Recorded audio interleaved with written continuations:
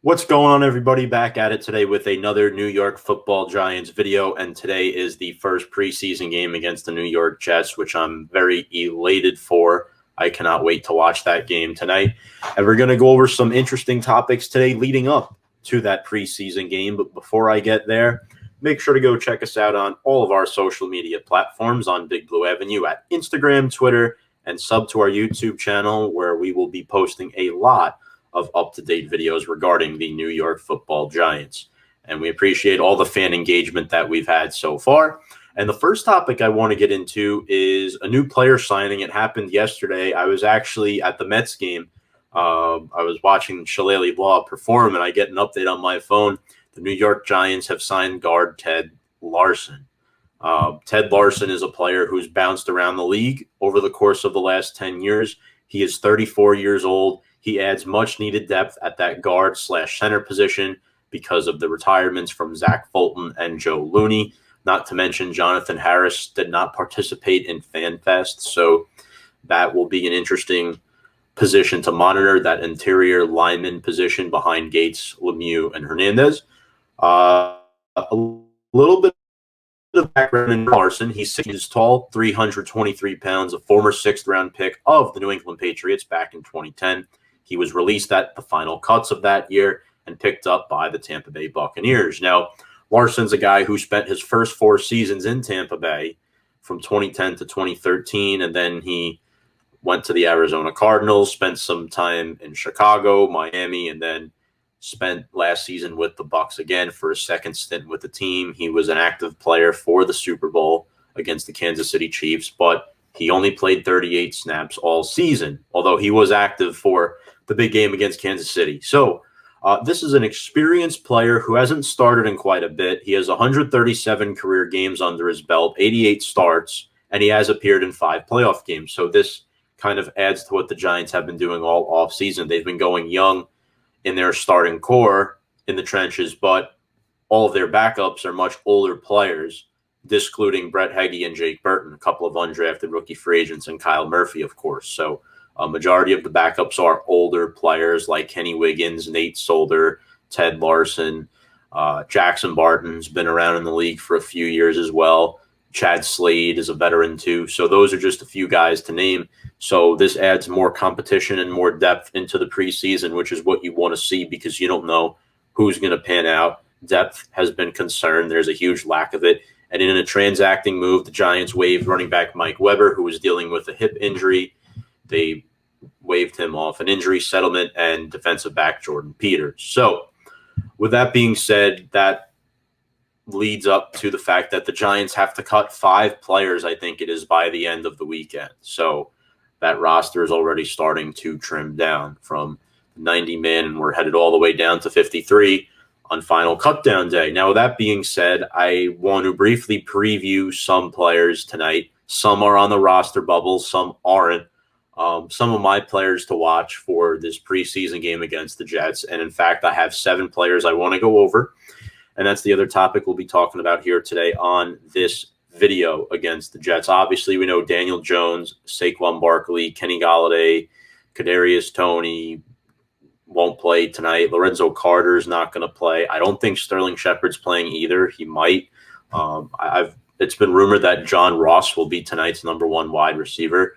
But, in fact, John Ross is one of my players to watch because when the unofficial depth chart was released, John Ross was slated as the starting kick returner. I view Ross's position on this roster as safe.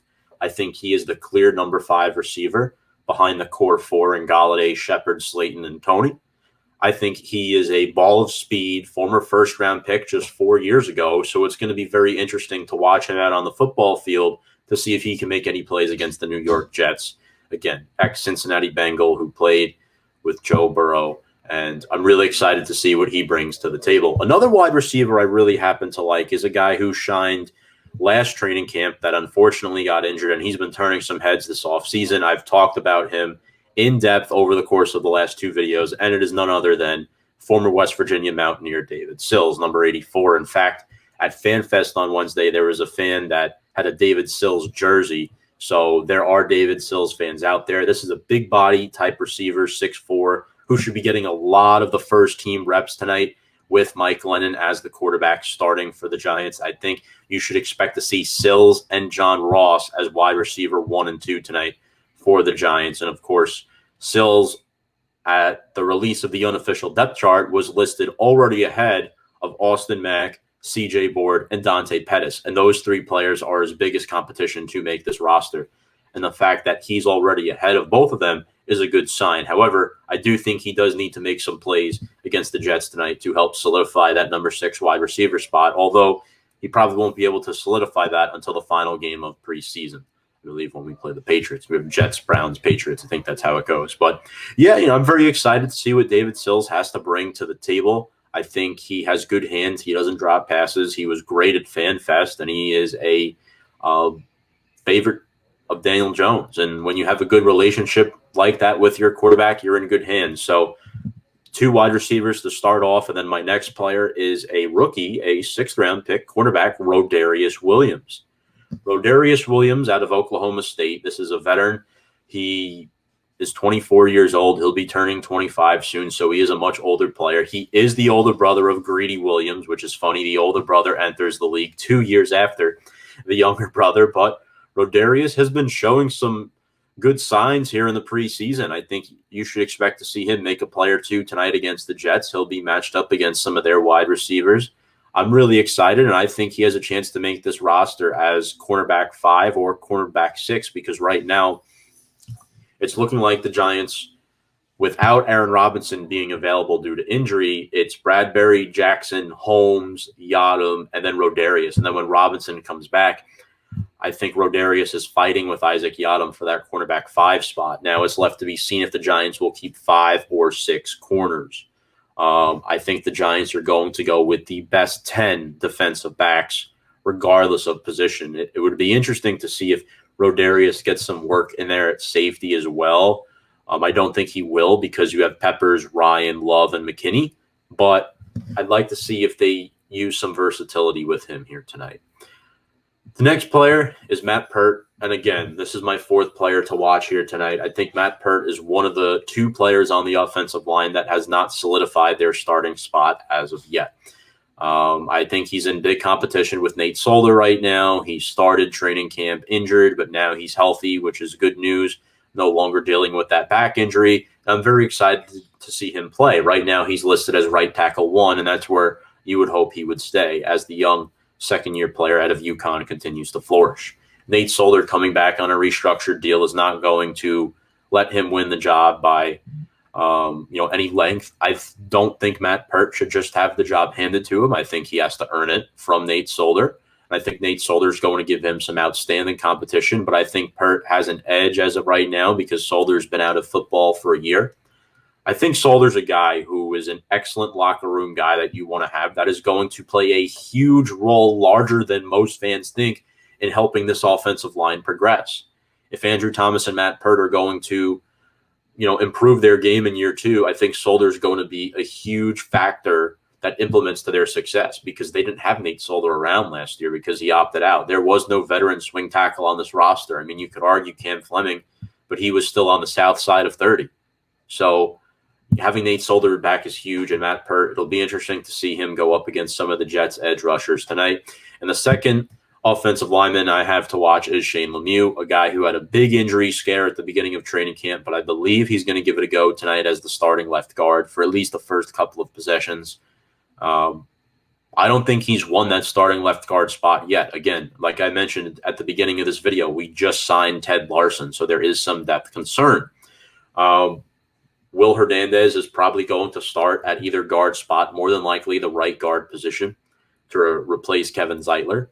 I think Ted Larsen has a shot to make the roster, but Shane Lemieux is an interesting player, right? Because I think he can go anywhere from starting left guard to like a bare minimum backup if he has a bad season, because that's, he's in his second year now. He wasn't very good in pass protection last year. I don't expect his pass protection at the NFL level to be insanely good. I expect it to be maybe average to below average. I would like his run blocking to be really good, which is where his strength lies. And when he joined the starting lineup last year on the O-line. The O-line got better. I think part of that was due to the fact that Andrew Thomas started playing better. Joe Judge was helping out the O-line, the firing of Mark Colombo. But Shane Lemieux is a player to watch for me here tonight going up against the Jets' interior front, where they have some good young talent with guys like Quinnen Williams, who was drafted just a couple of years ago as well. Another player, and I'm not sure if this guy is playing tonight, but he was my favorite draft pick out of this year's draft class, Aziz Ogilari out of Georgia. I'm a big offensive line guy, but I'm also a big edge rusher guy as well. I think you can never have too many pass rushers on your roster because you never know who's going to go down, who's going to shine when the lights are bright. Aziz Ogilari is a player that, if he plays, should see significant reps here tonight because Lorenzo Carter will not be playing. And I don't think I'm not sure if O'Shane and Ellerson are playing either. I was just taking notes with my buddy, and I don't think Ellerson and O'Shane are playing, but I hope Aziz is playing. It'll be interesting to see him play along with guys like Trent Harris, who is listed surprisingly high on the unofficial depth chart when it was first released. And then Nico Lelos, a guy who I think has a decent shot to crack the Giants' final 53, contrary to popular belief. I think he's a player who was here last year. He has a shot. Being that both Lorenzo Carter and O'Shane Ximines are coming off injuries, I can't trust that all these guys are going to stay healthy throughout the entire preseason.